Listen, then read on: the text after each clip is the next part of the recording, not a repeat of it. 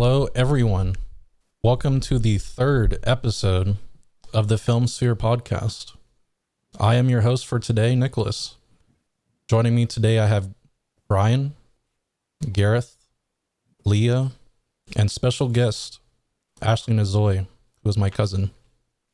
Ashley, thanks for coming on. Thank you for having me. Not a bad way to spend a Friday. Yep.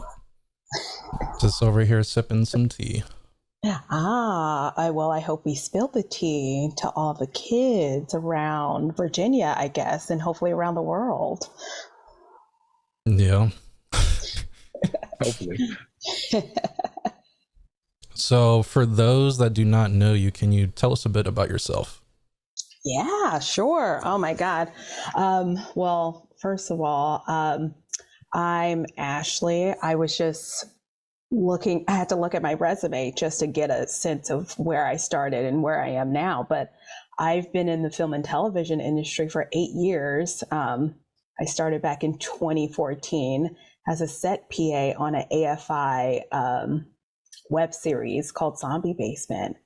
And thus far, I've managed to work my way up and work on various indie features, big features. Reality. I've also done television, commercials, you name it. I've probably done it. And if I haven't done it yet, I will probably do it at some point. But yeah, I'm very passionate about television. Grey's Anatomy is the reason why I wanted to be in the film and television industry. At first, I thought I wanted to be a doctor. And lo and behold, you have to do a lot of schooling for that. And I was not willing to do that. And I kind of pivoted, which of course, no one's parent is excited about anyone pivoting from being a doctor to television, which is kind of unknown to a lot of people. And there's really no specific way of getting into the industry. But I've been working ever since. That's good to hear. Yeah. So you started in an indie film, like an indie, what was your first, your very beginning, your first 3 main projects? What was Oh that my like? God. Well, if you want to go way back, I Yeah, started sure. as an intern as a talent at a talent management company called Entitled Management. And that, any internship to a certain extent for transparency purposes, it's grunt work, but you get kind of a snapshot of what the industry is like. You're doing a lot of script coverage, reading scripts that come across your boss's desk, all the boss's desk, and kind of getting a sense of what the industry is. And it was a great stepping stone to know what I didn't want to do. Yeah. That's for sure. But at USC, which is where I graduated from, but I did not graduate from the film and television school, which is a whole nother story in itself. But I managed to claw my way into a certain student productions, and I helped out there. And I just hit the pavement and was on, at the time, there was Staff Me Up as a resource to finding PA jobs. Every once in a while, Craigslist was a thing. And it was Zombie Basement that came along. That was my first paid PA job. And it was an AFI project. And those are grad students at the time. And they had some really big, a big director on board and some great actors on there. But I feel like that was my first snapshot of being on set, working with actors, working with all the departments, and being on an actual soundstage set, that I was able to fall in love and kind of see what I really wanted to do or start. Do you have any specific memories of or any like moments from those first times where that really stood out to you?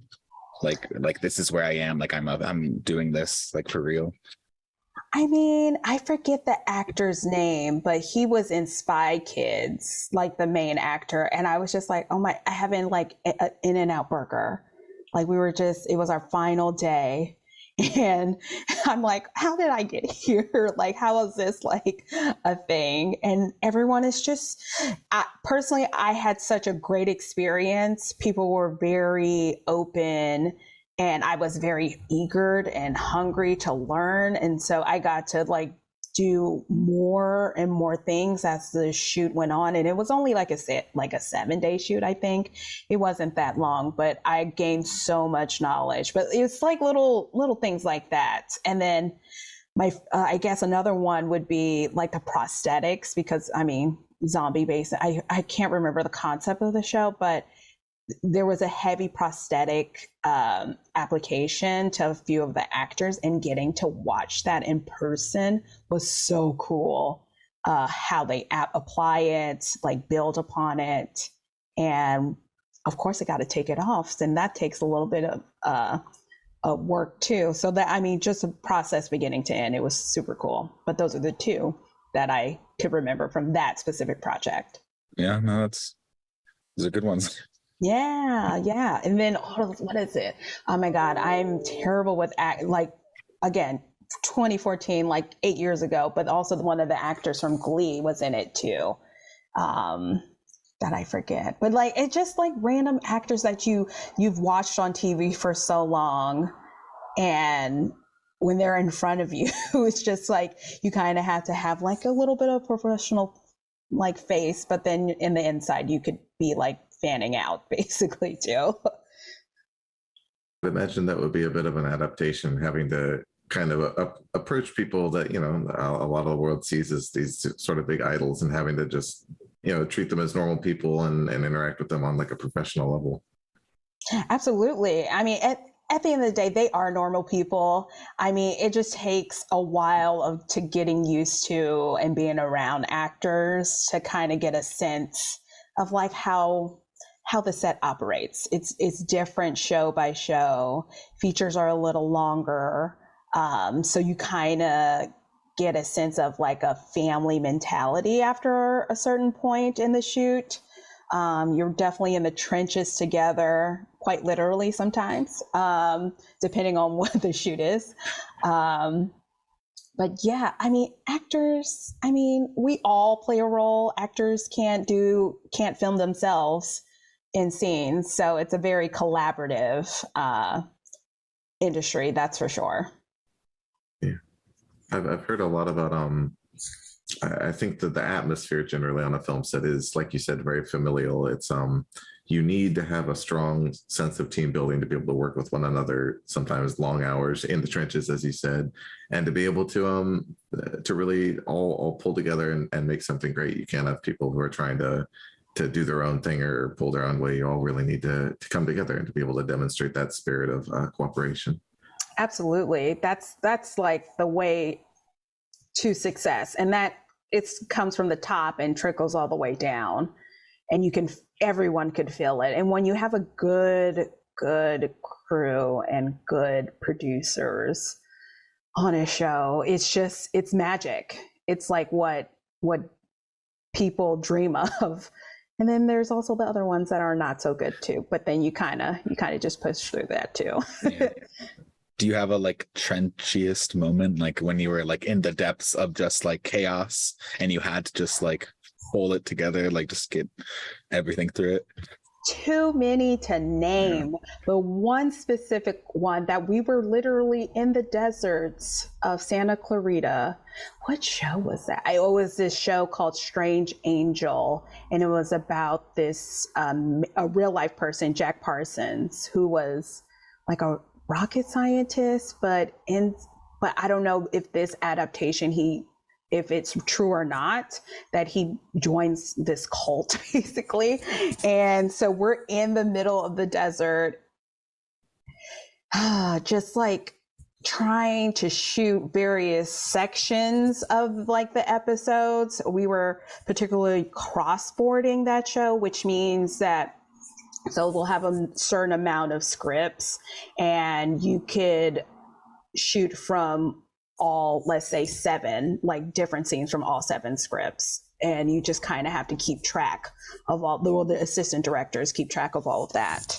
But it was an orchestration of like having transportation come down, drop everyone off, having your bathrooms close by so people could use the restroom, having crafty be accessible because at a certain point in the morning, because we would start like at 5 o'clock in the morning, it'll be very cold, of course, and very dusty. So you have to have masks and all the necessary things. You have animal wrangler because certain like locations, especially in the desert, have rattlesnakes out here. So you need to have that.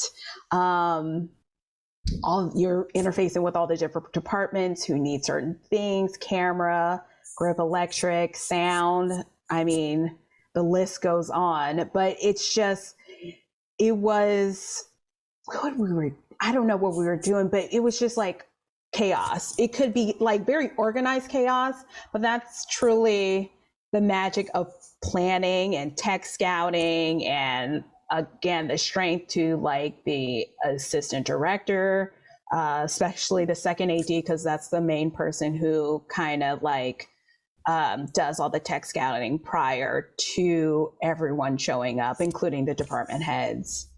But truly, we're in the middle like of like this deserted river, shooting various scenes, up top, up down below. You have multiple walkies. Oh, can't forget the walkies on different channels to make sure everyone knows. Just simple things like we're rolling and not to like yell in this like empty river. But I could rattle off so many things just by this one shoot, like one day of shooting alone.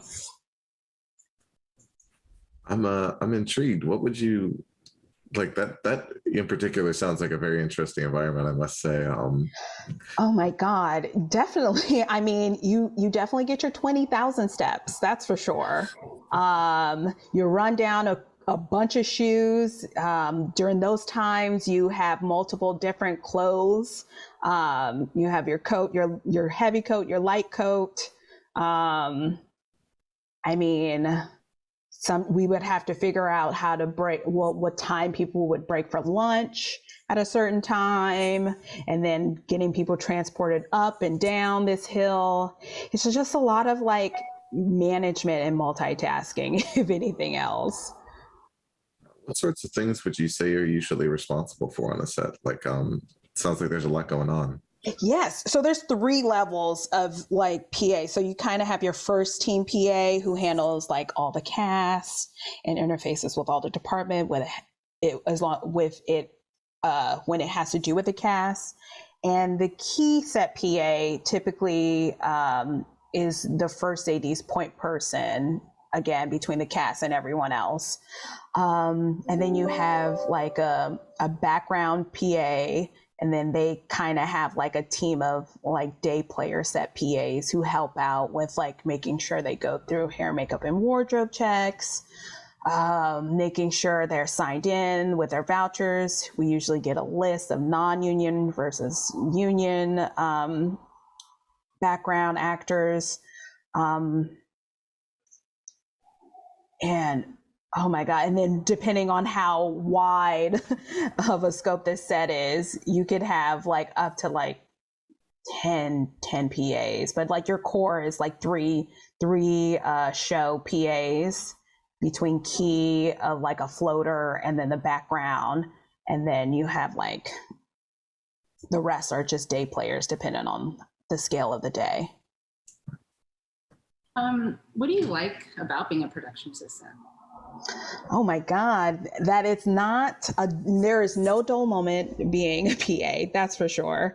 You're kind of just like it's a lot of problem solving, that's for sure. That is definitely a skill. Problem solving, time management, and just having a good temperament helps, because you're interfacing with a lot of personalities, depending on the day, how that person, if any, like how their day goes, you kind of have to maneuver within their how they're operating. So it's I mean, it's like you can't make it like you can't there's no specific, I could tell you certain duties you can do, what I love about it, but it's just like I feel like it's never a dull moment, and there's always something different that comes up all the time that sometimes are wild, but sometimes are pretty straightforward.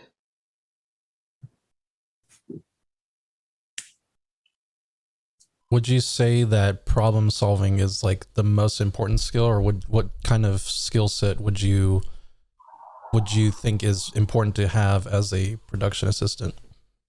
Absolutely. Problem solving, that is what you're doing all day long. And you kind of have to have a little bit of common sense when it comes to problem solving a little bit. It just depends on what it is.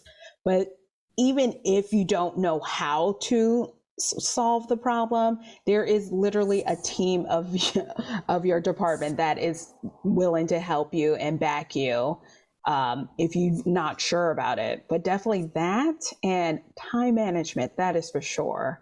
Because a certain actor, when they get in, they need to go to hair and makeup at a certain time so that they can be on set at a certain time. And then you kind of have to make sure, I'm just speaking from a key set PA experience. And then once you get them on set, you kind of have to, like, a little bit of a babysitter, but some actors are pretty good about not wandering. And then, like, let's just say right before they shoot a scene, you have to have them wired before they step on set. So you kind of have to manage that time. And if you have a cast of like 6 people, that's like an orchestrated like dance between hair, makeup, and then sound. Oh, and then wardrobe has to be present depending on what they're wearing. The placement of the mic, that's an important thing. But yeah, I would say problem solving and time management goes hand in hand for sure. How do you like fix if you're behind schedule, or if you're like running late, like things just aren't happening? What do you find is like your course of action to like get things back together? Like, how do you speed up and like, get through those problems? Well, you kind of just have to talk to the departments, like you kind of pinpoint what it is that's slowing everything down. Obviously communicate that to your boss about what's happening, because it always helps when someone above you kind of helps push it along as well. I don't know. Sometimes it depends on who you're having issues with.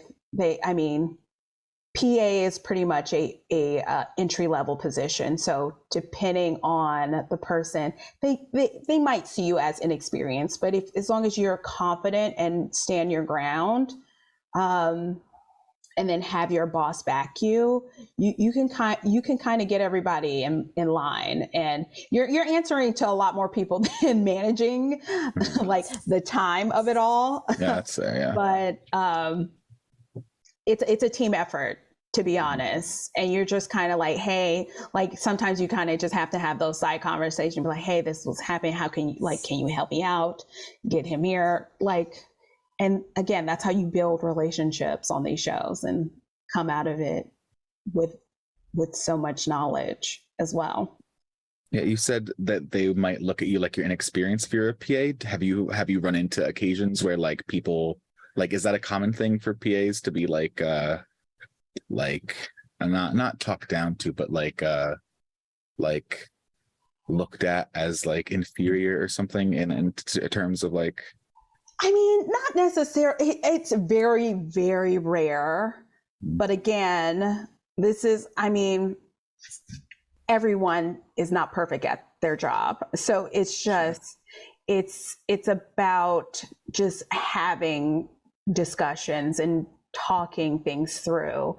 Because just because you see something one way doesn't mean the other person sees it one way. So you kind of have to meet in the middle just so that there is an understanding between two people. And that's all.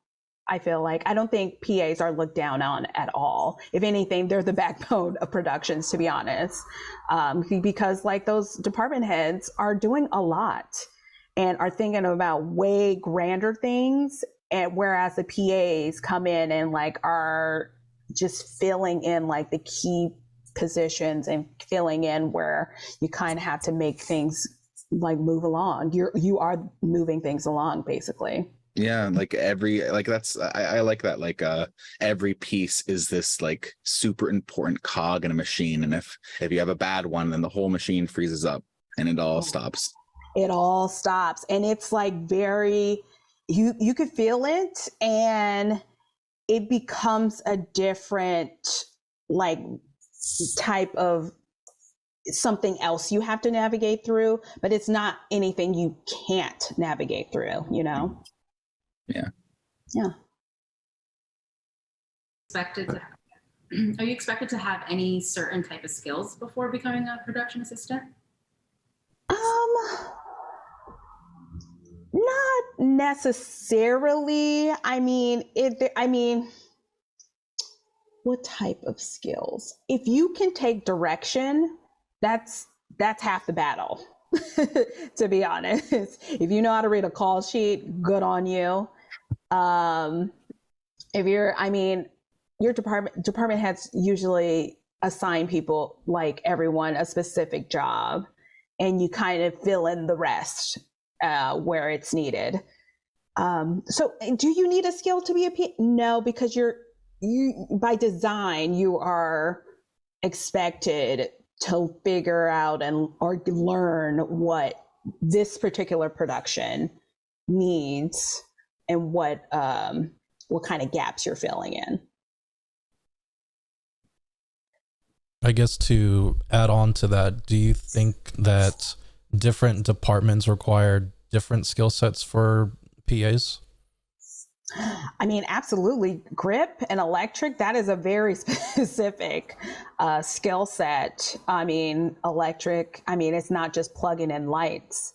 You're, to a certain extent, you're an electrician, and you need to know how lights balance off, like, and what it looks like on camera. I mean, again, it's a collaborative effort. Let's see, what other departments? Grip, you're setting up C-stands. Camera, look at camera. I feel like that's definitely a skill set you kind of have to learn and grow. Sound as well. Now that I'm thinking about it, sound as well. But all of those are very specific skill sets you kind of have to learn and grow and kind of be taught more specifically. Wardrobe, you gotta love, to a certain extent, you gotta love clothes and costumes and the tailoring of it all, makeup and hair. Again, I keep rattling off different departments, but I feel like for assistant directing, problem solving, time management skills. I feel like it's more of a management skill, if anything else. And it's either you're good with people or you're not. And for the most part, usually those departments, they are good with those. So it just depends. Say that there are any skills when approaching sort of the field of being a PA that are more marketable than others, like anything where you look at a resume and it's going to stand out. Well, people typically look at resumes and see how long you've been in the industry. Depends on what type of shows you've worked on.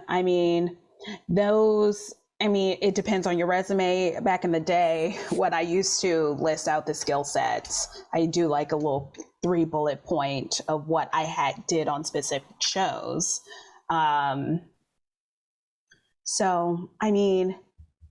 It just really depends on the person. I've been fortunate enough to roll from show to show without having to interview, to be honest, but that's because I come from, I get recommendations from different people as I've grown in this industry. So that's been the fortunate part for me in my experience. But I mean, it all, like all of it, there's so many factors when people decide on a PA, yeah. And you kind of have to shine in the interview when you do get that interview too. Do you think that's the common progression of how work is done in the industry? Is like you start by like trying to break in, but eventually after you have consecutive jobs, you're just recommended and pushed along? Like, is that Oh, definitely because I remember my good friend Morgan Clay, who was the second AD on Zombie Basement. She was booking a lot of gigs and got me on so many different projects. And from one project, I met my writing partner now, and he was producing a lot of the indie features that I was doing. And then coming back to her, she ended up getting on union shows, and then I started day playing on them. So it's literally a snowball. Once you get one and you meet someone that you connect with and they like kind of bring you in, it's just success and gold, if anything. And it's up to you at that point to make those other connections as well. Yeah.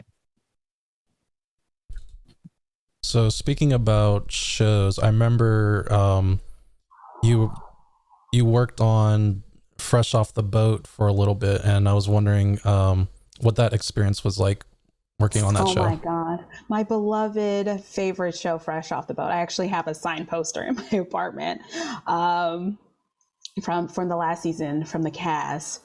Oh, what do I say about Fresh Off the Boat? I started as a set PA on a Valentine's Day episode.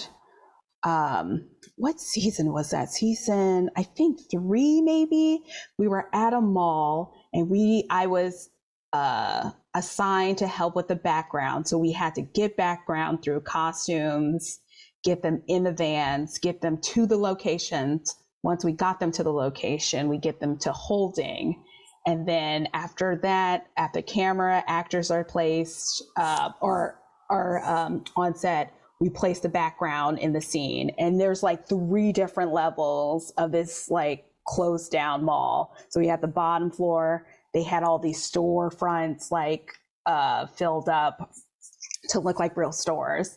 And only like I remember where the camera was. There's only so far you can go to fill in background on the other levels, that you only needed like 5 up here to go back, like just go back and forth, and then maybe 10 more on the second level, and the majority of your background is on the first level. But just that orchestration alone, I was just like smitten with this. Like that was like my first big gig that I was like, oh my God, I've arrived somehow. And then fast forward the next season, I was a background PA and was staffed on the show, which I was so appreciative, because at the time, which they don't do anymore, it was a 22 episode season. So that's like, those are the big, like the primetime gigs at the time. So you would be working August all the way through February, which is kind of unheard of. That's a long time as a freelance PA, because you're technically a contract worker as a PA. So you kind of just roll from show to show. And then I was background, and due to other PAs dropping out, I ended up being first team PA. So handled all the actors, the kids, and it was just like a fun time. I got to like talk to every person on that department. We were really like, at that time, they were pretty close as a crew. And so, I mean, with my personality, I just like weaseled my way in there. And I really learned a lot about just being on set. And at a certain point, oh my God, I remember one time my second AD, who supports the first AD on set specifically. End of the day, we were doing like a green screen shot with the actors, and they let me call like rolls and cuts, and I could not believe this, because that's unheard of for PAs. I will just say that. Mainly the ADs do that, but like it was such, like, at that point we're so tight, like it didn't really matter at that point. So that was a wild, like, cute little memory. But that was season 4. But specifically for this conversation, I will say that, like, that was my experience, and then I kind of rose up through the ranks on the writer side the last 2 seasons. You said there was like a floater PA, and then a background and a main. Like Yeah, what are the key set differences? PA. Key set, yeah. What are the Yes. main differences between the 3? So key set PA, again, handles cast, is your point person for your, I guess, your first AD and your second AD. AD stands for assistant director. And you're just kind of making sure all the any communication is being given to all the different departments. What else? And then the floater kind of just helps out where they can. If I had like too many like cast members in a scene, they would kind of step in and help. But then the background PA typically specifically helps out with the background and checks them in, and that's totally separate as well, and then brings them in and kind of orchestrates placement with the second AD, who that's their one of their jobs as well, that they handle background on set. So it's just kind of everybody's, like, you're kind of like second to somebody in some form in the assistant director department specifically. You'd say as a PA, you generally work most well with the assistant directors. That's kind of the chain there. You're sort of an extension of the director. Yes, definitely. Not the director specifically. So the first AD speaks with the director mainly. I mean, you're talking to everybody on set, to be honest. Like, it's like there's no one's in their own little world, but like it's like your responsibility to talk to the first AD, and the first AD specifically talks to the director and the cast and all the other department heads as well.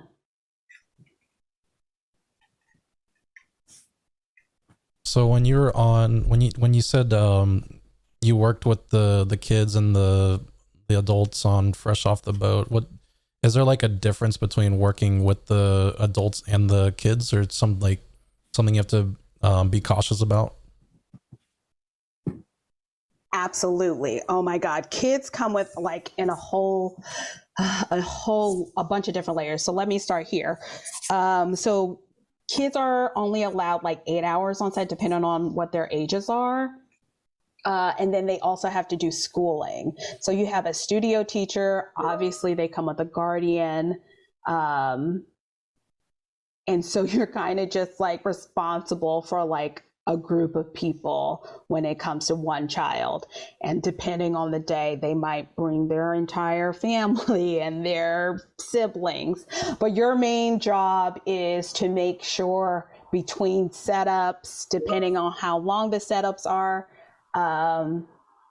they get schooling in. And so that it's either you're baking it for the day, or sometimes if you're ahead of it, you're banking hours for future stuff that we'll need to use at another day. But it just comes with a little bit more time management, that is for sure, and orchestration, a separate like time management skill of like people. But it's not too hard, it's not too bad at all.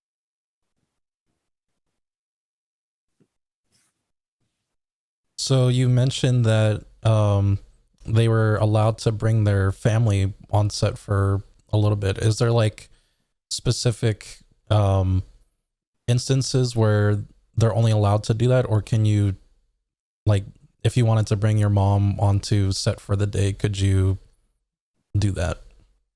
So they're always bringing a guardian. So typically the guardians are their mother, their father.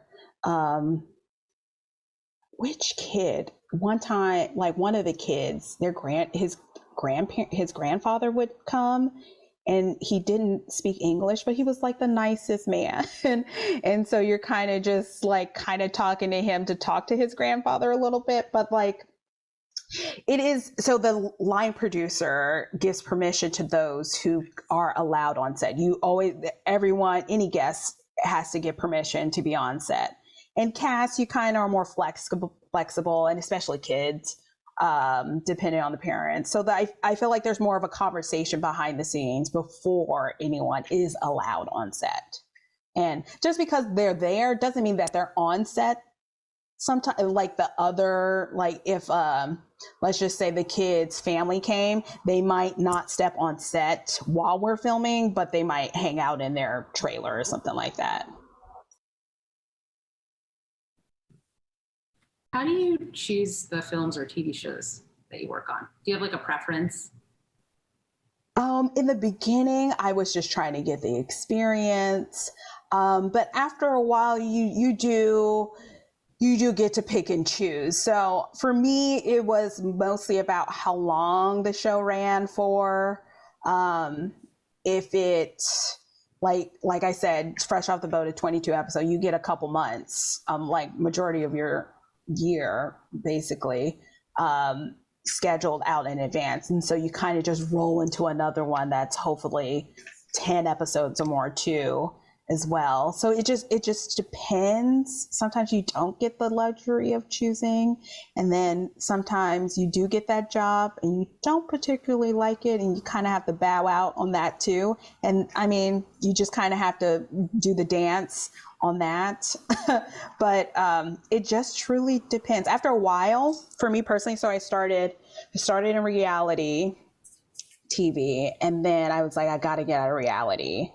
So then I managed to get features, a lot more indie features. And that was like maybe 3-4 months, depending on the shoot. And you just keep rolling through those, maybe like a week break, depending between shoots. And then once I started getting all of the union shows, that was like really like what really skyrocketed my career. And you kind of just, sometimes if you're lucky enough, you can go back and forth between, like, let's say 2 shows and still have time, a break in between, depending. What was your like getting union, like joining the union, like how much time did that take, and what are the like requirements for it? Well, PAs, there are no unions for PAs. Right. But you, like, there's different, so there's commercials, there's music videos. Those are a lot of non-union gigs. A lot of, mainly the TV shows, like with the big companies, Hulu, Netflix, all those are union shows. And depending on the department, I mean, it could take years, because you're getting your days and your hours, basically. And in order for you to get days and hours, you kind of have to be a PA on these shows for a long time. And what you do is you gather all your call sheets and kind of put them in a binder. And depending on which union you're trying to join, those unions have specific requirements for a specific job. So you kind of just have to research all that information. But it's truly about who you know. To be honest, once one person, like again, Morgan, my good friend Morgan Clay, got a union job and would bring me on stuff. And that's how I was able to get other jobs as well. So even though you mentioned there aren't any like PA specific unions, it feels like you're kind of establishing that there is a bit of a jump when you make the move to union television. Like, I'd imagine that reflects very well on you. Like, you can kind of say, like you said, you have the experience, you have the connections, and once you're kind of over that bridge, you're over it. Yeah, agreed. And it's just like, sometimes I had to say no to things, which was like always like I always felt so bad, because I'm like, if I could multiply myself, imagine all the money that I can make. But like, it's just like, because there's such grueling hours sometimes you just gotta kind of take a break. I mean, you could work up to 12 to 16 hour days, and then like day shoots versus night shoots. Night shoots are so grueling. oh my God, having to go to work at like 5 o'clock and then go home when the sun rises is not for the faint of heart. Not at all. But I mean, you put in your dues and you'll get where you want to go. So you said that you had to say no to a few productions, and I was wondering if there was one production that you said no to that, looking back, you kind of wish you worked on.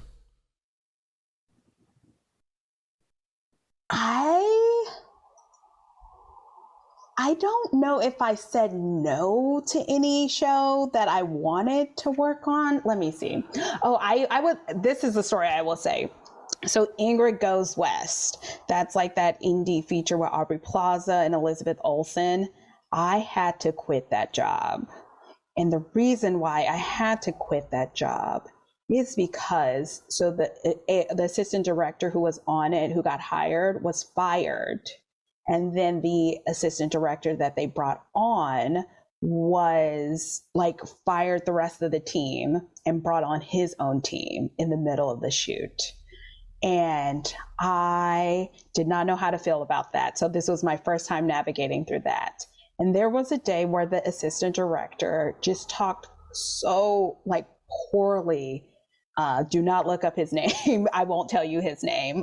But I like was at a crossroads, and somehow a friend, a production coordinator on another show that I had been working on, Basketball Wives. I've been doing Basketball Wives for a very long time, and it was just an easy gig.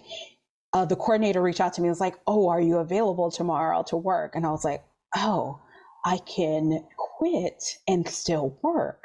And so that just gave me a little bit of peace of mind. And literally that day I walked up to the UPM, because I mean, truly the UPM unit production manager who oversees the show on the set for the production portion of it. I just had a very candid conversation with him, and I just told him I don't think I could continue on with this project. But now, having seen the movie, I was like, oh, I guess I kind of wish I did. I wish it was a better circumstance. I don't know if I would have stayed. I kind of it would have been cool to see. They cut out a lot of stuff that we shot in those first few weeks. I will say that's for sure. But I guess that one would be, it's like a mixed bag of, I think I would have wanted to be on it, but really, would have I wanted to be on it?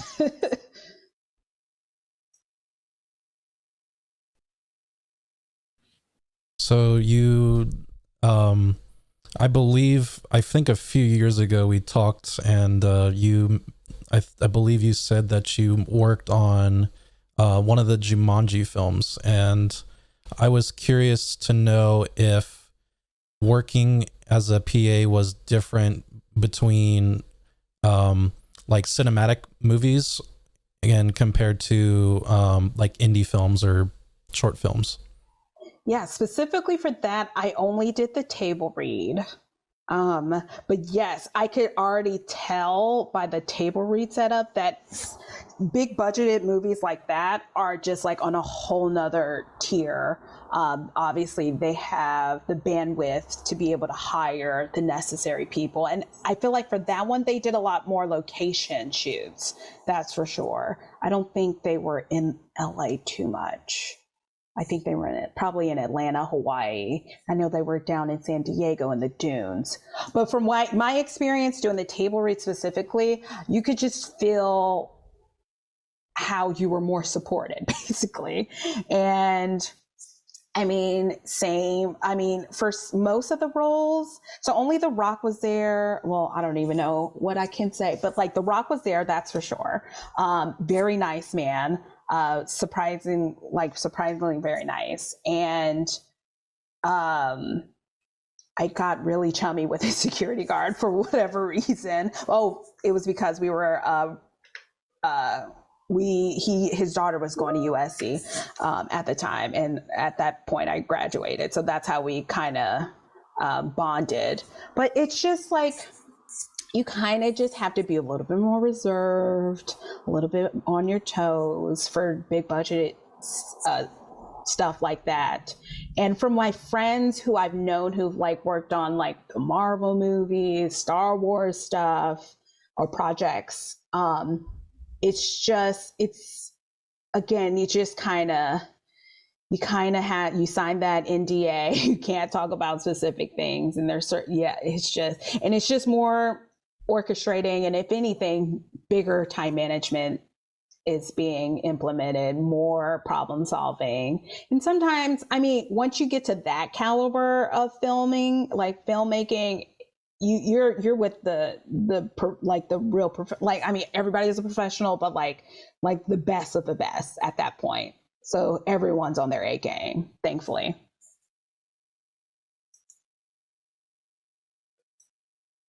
Is there oh, sorry, you can go. Oh, sorry about that. Did you have any favorite locations that you actually went to while being a production assistant? I would say for Fresh Off the Boat, we were on the Wheel of Fortune set. And I mean, I have to say that like I was obsessed with Wheel of Fortune, but we got to work with like the host and Vanna White. I don't know why I don't even know the host's name off the top of my head, but Vanna White, the nicest woman in the world. And we got to sit in the audience because they were obviously shooting the characters in the show of Wheel of Fortune. So it was just such a cool experience. And I remember having like a little bit of an aha moment, because outside in their lobby area, which we didn't enter from, they have like the history of the Wheel of Fortune, and like it's like a little time capsule of a museum, and it's super cool. But I feel like I was trying to think of all the places that I've shot at, like that was like kind of the coolest because it's been around for so long.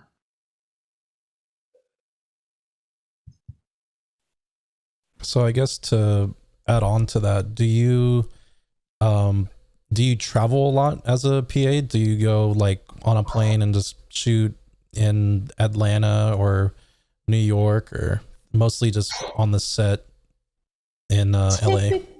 Typically you don't travel. It is very rare that you do. They usually product shows and even films hire locally. I mean, maybe the bigger budgeted shows too. I haven't had that experience as a PA, unfortunately, to travel. It was in different like other higher level jobs that I was able to travel for. And then I saw on. Oh, go ahead. You said you did a lot of reality versus, and then you went into like indie films and TV shows. What is the major differences between being a PA for like a reality show like Storage Wars versus like Fresh Off the Boat? Yeah, I mean, ironically, I did work on Storage Wars. Yeah, yeah. It was just like it's more, again, longer hours. I was doing a lot of clearance work, and so whenever we went to a location, I would have to make sure everyone who was in like the scene, basically, so like all the what do you call the bidders, were like signed a clearance form to be on camera, make sure they weren't wearing any logos that we couldn't use or would have to blur out later. We would give a lot of free t-shirts away, a lot of hats away, and then make sure I would transport the crew to and from locations from our production office. And it's just like, I don't know, it's just different, it's just different skill sets versus being on set. You go to a studio, you are like responsible, I wouldn't be able to drive anyone anywhere, because that's the transportation department's responsibility, not mine. I'm literally there to be the liaison and assist the first AD and the second AD. Like that's mainly my responsibility. It's just like traffic control in a sense on set specifically. Whereas in reality, you're physically doing a lot of different things. Yeah. I would be interested to know, given your wealth of experience across like reality, fiction, TV, cinema, everything.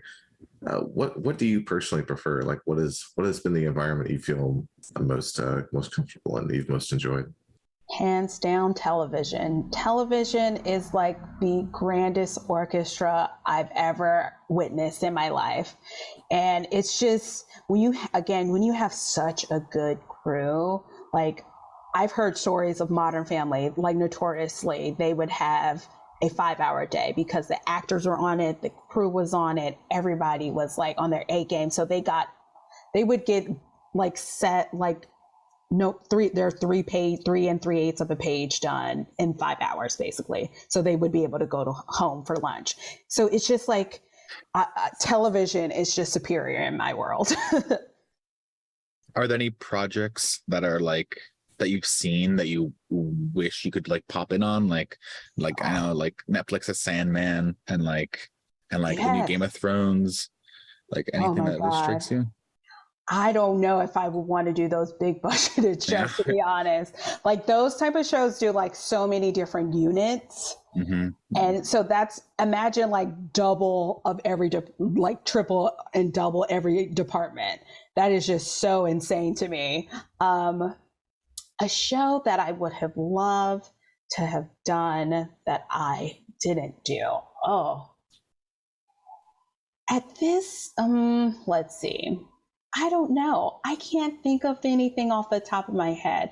At the point in my career, being on set is not truly my goal at all. But at the time when I was like working and just trying to make it, like I would go above and beyond and just make sure everyone noticed me. And I spoke to everyone on that set and just hoping that I made such a good impression. And I feel like that's what I did. And I think that's why I got so many jobs, which I'm super appreciative of in the grand scheme of things. Is there like a dream filmmaking job that you want to pursue? Oh, it is the writing. I want my words to be on the television screen, which is what I'm pursuing currently.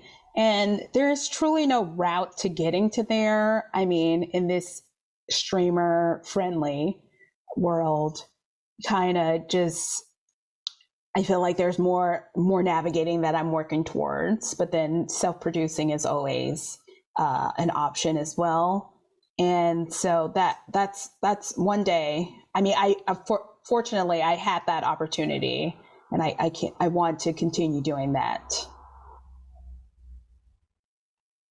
You said you had that opportunity. Anything we may not know about?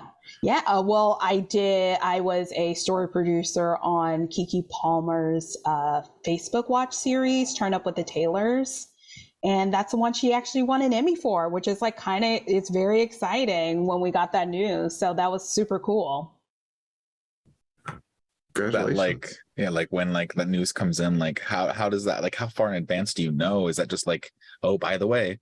Oh no, like it had like my writing partner like text me because his husband was the producer on the was it one of the executives of the production company Kids at Play. And I mean, he randomly texts me one day that she got nominated for her performance in the show. And I was like, wait, what? So does that technically mean we're Emmy nominated? No, it doesn't. But like, I would like to say that, or like think that in my head. Basically. Yeah. If only. But yeah, they came about out of the blue at a different time, like right before the pandemic, and February. So the pandemic happened March of 2020. Oh God, I can't remember. But yeah, it happened. And then that summer or spring is when it premiered. But that was just a wild time, to be honest. And that was my first writing gig, and it was super exciting.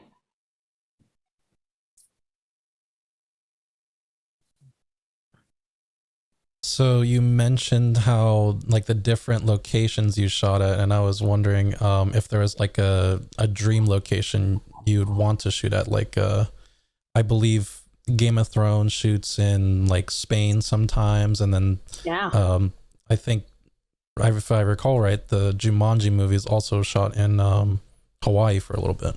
Yeah, I think London, they like their home base, Game of Thrones is London. But my dream, oh my God, my dream place to shoot might be like where like that infinity stage where like what is it, Mandalorian will like shoots on, like to build your own set no matter what it is, like in like you're in Los Angeles and you could be across the world basically, or create your own world. I feel like that'll be the day I made it. To be honest, I think that's like those infinity stages. I've like seen demos of them and they're so cool, and like the technology that has been created is like infinite, truly. And I mean, I think that would be kind of cool. I don't know what I would make, but like, God.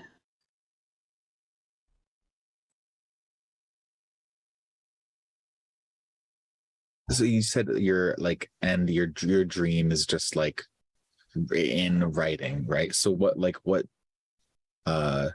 kind of genres or like styles do you feel yourself drawn to? I am drawn to both comedy and drama. So you kind of push that all together and get a dramedy. Yes, but I mean, I feel like gone are the days of being limited to one specific genre. I feel like everything has like its place, and I feel like, I mean, all these action movies being more comedic. I mean, look at Love and Thunder. I mean, Taika Waititi. I mean, kind of mashing comedy with your high action. It's just about like taste and what as a writer you're kind of just like, it's your POV into a specific world if it already exists, or you're just creating it yourself. Do you find it hard sometimes to create a story for your writing, or are there any instances of like story blocks that you try to get over? Oh my God, writing is rewriting and more rewriting. It is very hard. I've been fortunate enough to have a writing partner and be able to do that, like have someone to bounce off of with a lot of the projects that I've developed with him. But writing by yourself, there's a little bit of solitude to that. And yeah, that's just my honest truth, that it's a hard and long process. But you kind of just have confidence, kind of build confidence in it. I've learned you'll always have notes on a script. So you kind of push through, and you kind of have to stand your ground for certain things as well as a writer, sharing whatever story, what world you've created to the world.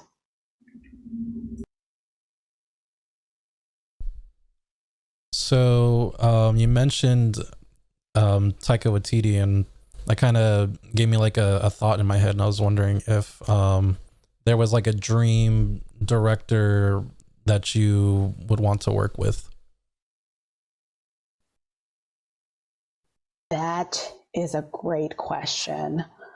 Again, oh, well, yeah, because TV, like film is kind of bleeding into direct, like the television world a little bit. I mean, he does, what is it, Reservoir Dogs, where, and he's producing other shows as well. A dream director, I don't know if I've thought about that before. I mean, I have like my dream, a dream director. Dang, you stumped me on that one. That's a good question. I would have to think about that. I've been so focused. Like, I know I have great friends who are directors, and I'm a firm believer in bringing the people around you up. And so I honestly would want, if anything, I would want to work with my friends, to be honest.